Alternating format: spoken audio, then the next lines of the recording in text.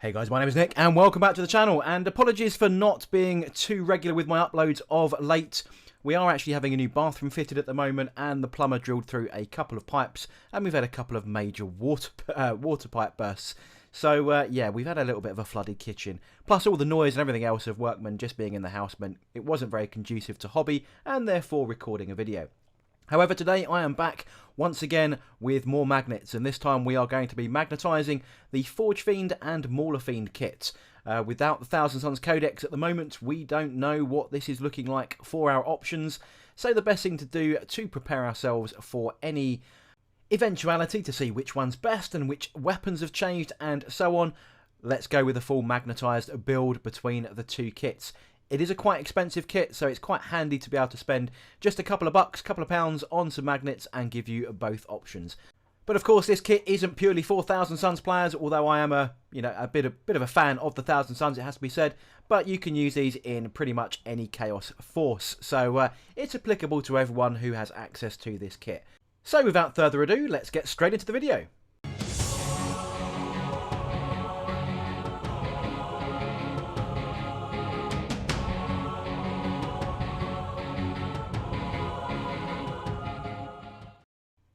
So, as usual with any magnetizing, we're looking for common parts and individual parts so that we can work out where magnets need to be applied. Now, I've built up the common components and all of the other parts between each of the kits. The big common component is, of course, the large body with the head section, the top plate, the rear little cabley bits, and the rear legs. You'll notice I'm not putting on the exhaust stacks just yet. They can be put on at this stage, but I'm preferring not to, just for ease of painting and priming as we go. But if you want to build your kit up, you can still add those. They are common between both Maulerfiend and Forgefiend. So you can see all the other components that I've put together here then to make both kits. And you can do this exactly as per the instructions, just don't glue them to each other. The head sections here then, so we've got two alternating heads. We've got one with the large plasma version and then a standard head. We've got four lots, or two pairs of shoulder slash arm guards. Again, two of those do fit on the rear legs, but you haven't got to worry about those because they do not need magnetizing, but I'm leaving them off for painting. Then we can put the other plasma cannons together, the Hades auto cannons together. There's just two halves and a front section to those. They're basically three-piece complete bodies, so nice and easy to put those together. We then have the rear leg sections, which is for the Forgefiend only. Two pieces to those, and then the feet section, and I'll touch on the feet in a second. Then we also have the weapon mounting shoulder point. That is the bit that requires lots of magnets, and we'll get into detail in that. And then we've got the big club-fisted hands for the Maulerfiend itself. Again, there's two or three pieces to each of those. I think it's three for the left and two for the right. And then we've got these little pistol pincers, which nobody ever uses. Everyone goes with the Lasher Tendrils. Again, three pieces to those. And we need to make a slight cut on those when we put them together. But that's where we're at. And then we've got 4 feet, so 2 pairs of feet. And you can attach those as you see fit at this point. So this is the first choice you want to make with the aesthetics. So the rear feet that are fixed to the torso and the 2 optional ones for the Forgefiend build, you can mix and match. So you can put the clawed type ones at the back, or you can put the horse hoof type ones at the back, and then use the other pair for the other legs. It's personal preference which way around you want to go, and I can't even get that to hold because I'm an idiot. But you get the idea. So you've got a choice there. This is just a first aesthetic choice. It makes no difference to what the model looks like. It's just whether you like the horsey feet at the back or the clawed feet at the back. And as said, they are completely interchangeable with the Forgefiend rear legs. So they're exactly the same. They are keyed left and right. You have the sort of the claw piece facing inwards. But on the horse feet type ones, they are exactly the same either side. They're identical components. So pick and choose at that point, and you can glue those down at that stage. The next thing we want to do then is just sort of have a little dry fit and a play around with where all of these components are going to be magnetized. We've got some obvious points where these go in these kind of ball and socket joints, and then we just work out exactly which way things go. And this is going to help with your orientation. You also get a feel for the size of the component when you go through this as well, so that you can try and work out what size of magnet that you're going to be using. Now, as usual in my magnetizing guides, I will leave a list of all the magnet sizes and where I've applied them in the description below. So just working through, you can feel that some of these sizable pieces are probably going to need larger magnets, and some will need smaller magnets. Just depending on the size and, sort of the grasp you want, so they don't sag or move around in those little joints.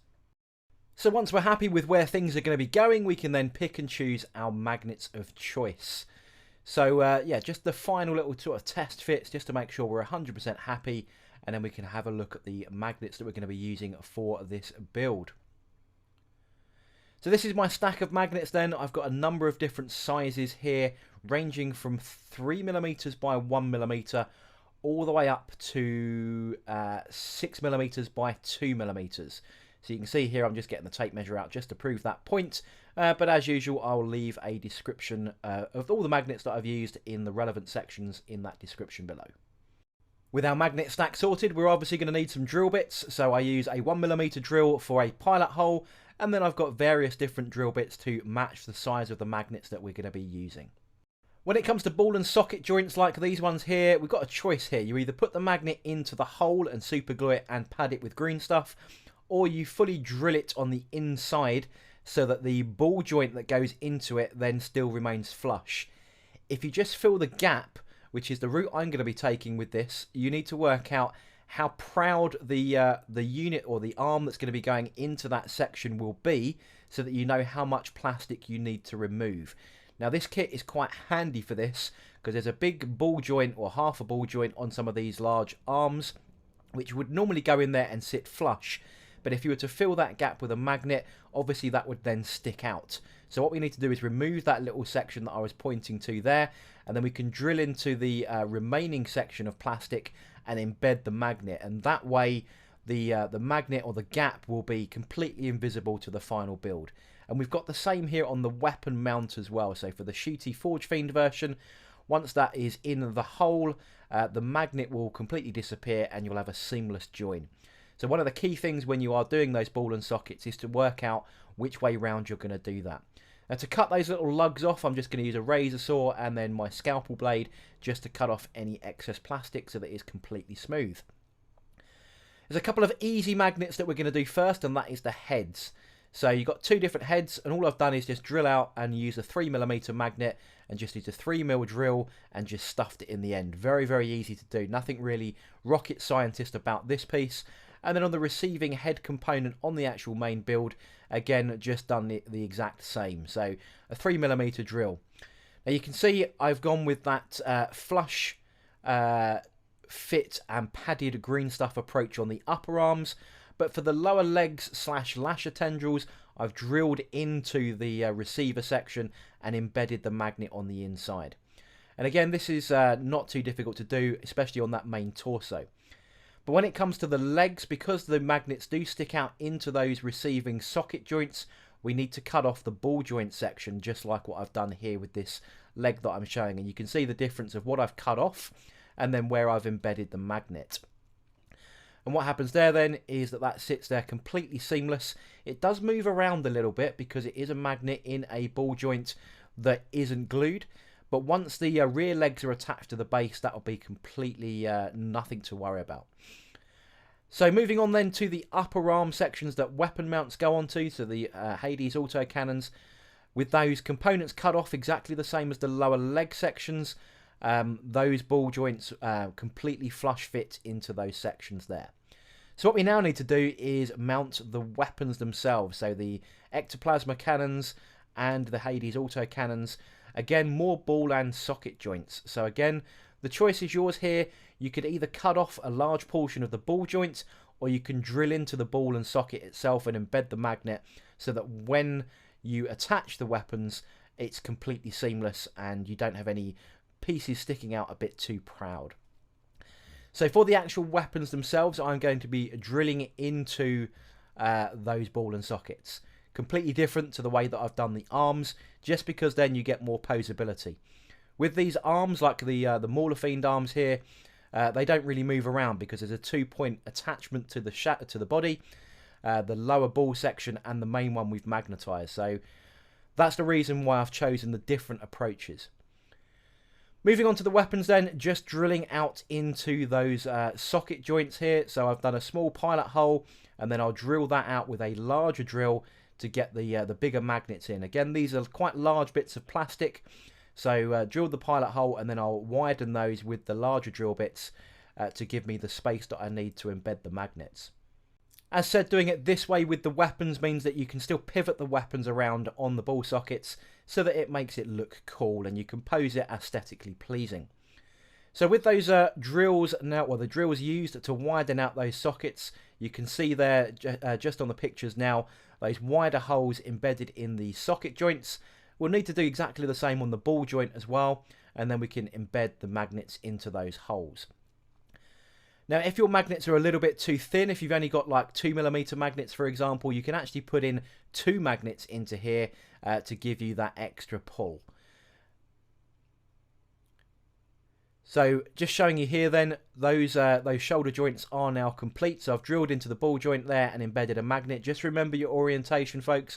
Whenever you do magnets, you want to make sure that all the varying weapon options will attach and you've got those magnets the right way round. So we can now move on to the Lasher tendrils. There's a little stub connector point that comes on the regular plastic kit here. We need to remove that in order to magnetize these into the same holes where the lower legs go for the Forgefiend. So the Maulerfiend doesn't have those middle legs, it has these things in here, or it has the little stubby pistol option that nobody ever uses. So what we're going to do is just smooth that off to make sure that is a full ball joint. And that really was just a key left and right. There's a slightly larger nodule on one and a smaller one on the other, and we just remove both of those anyway. Then what we want to do is drill into those and embed our magnets the same as we've done with the other ball and socket joints. I did make a hash of one of these a little bit. The drill did slip, so just be conscious of make sure you drill your pilot holes and then use larger and larger drill bits as you go. The plastic here is right on a join, and if the glue wasn't set properly or something else happened, you can lose a little bit of control. The next bit then is getting the shoulder pads on. So the shoulder pads, you only get 2 of them, and they need to be able to go on both the large Maulerfists or on top of the Hades or plasma cannon joints here. And what I've done is use the smaller magnets that I've got here. These are 3mm by 1mm magnets. And because there's a little bit of a cavity there to make sure they fit in the right place, I have packed them out with a little bit of green stuff. And that just makes sure that the magnet doesn't move. And on the receiving section within those 2 large shoulder pads is 2 little lugs which fit into the appropriate recesses on those shoulders of each of either the weapon mount or the Maulerfists. And then once they're aligned perfectly, which I'm struggling with here, once they're aligned, they will sit nice and seamless again on each of these components. That's probably the most difficult bit of the magnetizing, other than the sheer volume and the amount of drilling that you're doing. But once you put them on like that, you don't even notice that they are magnetized. So that is the net result is what you're after. And because they're super lightweight, you can use those small magnets. You could use slightly larger ones on the larger fists themselves, or the weapon mounts themselves, and then use the smaller magnets on the shoulder guards. But those shoulder pads are pretty thin, so you do need to use smaller magnets. And as you can see here, once you get the right ones on the right side, we can just drop those little shoulder guards onto the weapon mounts exactly the same as the Maulerfists. And they just sit nice and flush exactly there. So working out very, very nicely indeed. And with that, that is the last bit of magnetizing we need to do. So all I'm going to do now is demonstrate exactly how each of these fully builds up, starting with the Forgefiend, which is the shooty variant of this kit. First thing we do then is just put on the weapon mounts themselves. Then we've got the little lower legs. So we have a left and right leg. That sits like that. And actually it does self-support itself, which is quite nice. But just remember, you will be gluing this to the base from the rear legs. And then we can put on the shooty head and the plasma cannons, just like so. And then obviously drop in the shoulder guards, just like that. And there we go. We have one Forgefiend fully plasmaed up, fully built and fully magnetized. And again, that one does, as I said, self-stand because it has got those legs that fit at the back quite nicely. Now, if you don't want to run the plasma, you can, of course, run the Hades autocannons, and they just plop on exactly the same, and they can move around on those ball joints just by the fact that we drilled into the ball and socket rather than replaced the ball and socket. And, of course, you don't have to run the plasma head. You can run the standard head, and you can move those guns around to suit your pose. There we go, one Forgefiend complete out of the kit, and all we need to do is strip that all back down again, and then we can build the Maulerfiend variant. So everything comes back off again, and then we can put the big club-handed fists on the front, just like so. Drop in the shoulder pads. Just remember which way round you've put your magnets. I've put the magnets on the larger little lug that you get on this kit, and you'll see that when you own your own one. And then we've got the choice of the little pincer pistols that nobody ever uses. But they, we're making a full kit here, so just in case the stats of those suddenly change in any codex that we get, we might want to use them. If not, the preferred option, if they're not magnetized together, is of course the Lasher Tendrils to give this the full Monty when it comes to melee. And they just fit in left and right. Just like so. There we go, Dr. Octopus himself. This won't stand up on its own because the arms are raised slightly off of the floor. But again, once it's all fully based, the legs will self-support it and we're good to go. So there we go then, guys. The Forgefiend / Maulerfiend single kit from Games Workshop, fully magnetised. All the options fully available. Not too difficult to do. You just need to be aware that you need quite a few magnets to get through this process of varying sizes, the appropriate drill bits, and a little bit of patience. And then that will convert your quite expensive kit. I think these are £45 each, or equivalent in dollars. So pretty expensive for the kit. It is a very, very nice kit though. Even though it is just a couple of frames, it is still a beautiful, beautiful model. Fitting all of those Chaos forces in both a melee and a shooting platform for your delectation. But I hope you enjoyed this video. I hope you found it super easy to follow along. If you did, don't forget to like, comment and subscribe. And I shall catch you guys on the next video.